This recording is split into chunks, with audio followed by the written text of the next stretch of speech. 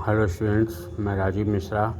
आज कक्षा 12 सामान्य हिंदी में जो महर्षि गुप्त द्वारा रचित पाठ कैकेयी का अनुताप चल रहा था। कल हमने इसमें पढ़ा था कि सब में भय, विस्मय और खेद भरती थी। यहाँ तक कल पढ़ लिया था। उससे आगे देखते हैं कि रानी कैकेयी क्या कह रही हैं। इसमें लिखा है, क्या कर सकती थी मरी मंथरा दासी, मेरा ही मन न रह सका निज विश्वासी। तो अब मंथरा को जो लोग मंथरा को दोष दे रहे हैं, तो मंथरा के बारे में कहती हैं कि मंथरा तो एक हमारी दासी थी, नौकरानी है, वो क्या कर सकती थी। लेकिन हाँ, उसने भड़काया ज़रूर, मुझसे कहा, लेकिन फिर भी जब मेरा मन ही अपने विश्वास में नहीं रहा, मेरा मन मेरे बस में नहीं था, तो मैं क्या कर सकती। अगर मेरा मन बस में होता तो मंथरा कितनी भी कोशिश करती, लेकिन वो मेरे साथ कुछ भी नहीं कर सकती थी। जल पंजरगत अब अरे अधीर अभागे। बोले, जब मेरे ही जल पंजर था, मेरे ही शरीर जो था अपने पुत्र के वियोग में अत्यधिक अधीर था, अभागा था, और वे ज्वलित भाव जो राम के प्रति ज्वलन की भावना थी, जलन की जो भावना थी, वो स्वयं मेरे मन में ही जागृत हुए थे। पर केवल क्या ज्वलित भाव ही थे मन में? बोले, परंतु क्या केवल मेरे मन में ज्वलित भावना, ईर्ष्या की भावना ही थी और कुछ नहीं था इस जन्म में? कुछ मूल नहीं वात्सल्य मात्र क्या तेरा। बोले, जो मैंने अपने पुत्र के प्रति अपना वात्सल्य दिखाया, प्रेम दिखाया, क्या उसका कोई मूल्य नहीं है? पर आज अन्न सा हुआ बच्चे भी मेरा। बोले, लेकिन जिस पुत्र के लिए मैंने इतना कुछ किया, वो पुत्र भी आज अन्य पुत्रों के समान, दूसरों के समान हो गया है, मेरे लिए अपनी माता मानने को तैयार नहीं है। पर आज अन्न सा हुआ बच्चे, पर वही पुत्र मेरे लिए अन्न जैसा हो गया है। थूके मुझ पर त्रिलोक भले ही थूके। बोले, भले ये तीनों लोकवासी आगे चलकर मेरे ऊपर थूके, मेरे नाम ले लेकर मुझे बुरा भला कहें, भले ही कहते रहें, जो कोई जो कह सके सो कहे, चुकूँ चूक। जिसको जो कहना है वो कह सकता है, इसमें चूकेगा क्यों। लेकिन छीने ना मात्र पद किंतु भरत का मुझसे, लेकिन मेरी इच्छा है हे राम, लेकिन भरत की माता होने का पद जो मुझे प्राप्त है, लोग मुझसे इस पद को दूर ना करें। हे राम, दुहाई करूं और क्या तुझसे। हे राम, मैं तुझसे और इसके अलावा क्या दुहाई या विनय प्रार्थना करूं।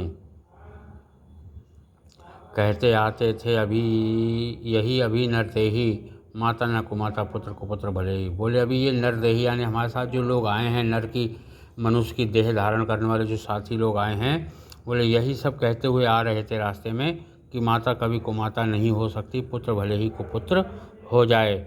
लेकिन अब कहे सभी हाय विरुद्ध विधाता, है पुत्र पुत्र ही रहे माता को माता। बोले, अब लेकिन मैंने ऐसा कर्म किया है कि संसार में ये विधाता ने जो नियम बनाया था कि माता कभी कुमाता नहीं होती, लेकिन मैंने ऐसा कर्म कर दिया कि मैं कुमाता हो गई हूँ।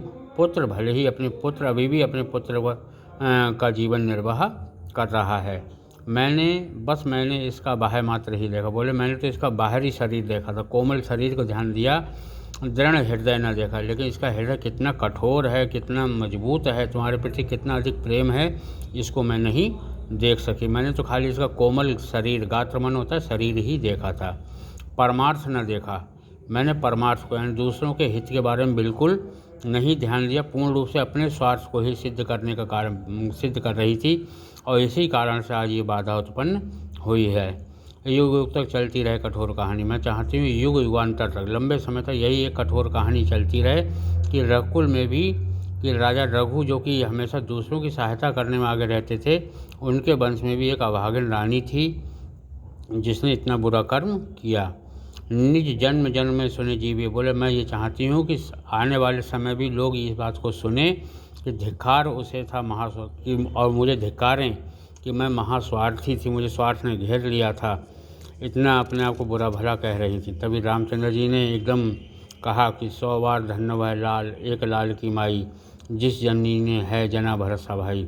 बोले, एक बार नहीं 100 बार, एक भरत जैसे पुत्र को जन्म देने वाली माता एक बार नहीं 100 बार धन्यवाद देने की पात्र है, क्योंकि उसने भरत जैसे एक सुंदर चरित्र के व्यक्ति को जन्म दिया है। पागल थी प्रभु के साथ सभा चिल्लाई। तो जैसे ही भगवान ने ये बात कही, भगवान श्री राम ने ये शब्द अपने मुख से बोले, तो पूरी सभा में बैठे लोग एकदम पागलों के समान ही इस प्रकार बोलने लगे कि 100 बार धन्यवाद एक लाल की माई, कि ऐसी एक लाल को जन्म देने वाली माता, भरत जैसे एक पुत्र को जन्म देने वाली माता जो है बुरी नहीं हो सकती। एक बार नहीं 1000 बार, 100 बार वो धन्यवाद देने की पात्र है। हाँ, लाल उसे भी आज गमाया। फिर कैकेयी कहती हैं, हाँ मैंने, लाल तो है मेरा, लेकिन आज मैंने उसे गमा दिया है। वो अपनी माता मानने के लिए मुझे तैयार नहीं है।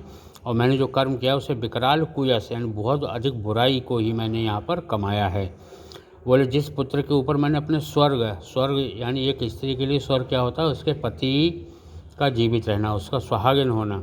तो बोले जिस पर मैंने अपने स्वर्ग तक को न्यौछावर कर दिया, यानी जिसकी वजह से ही मेरे पति आज हमें छोड़कर चले गए हैं, हर तुम तक से अधिकार लिया। और राम, मैंने तुमसे तुम्हारा अधिकार, जो युवराज बनने का, राजा बनने का जो तुम्हारा अधिकार था, वो मैंने हरण कर लिया, छीन लिया।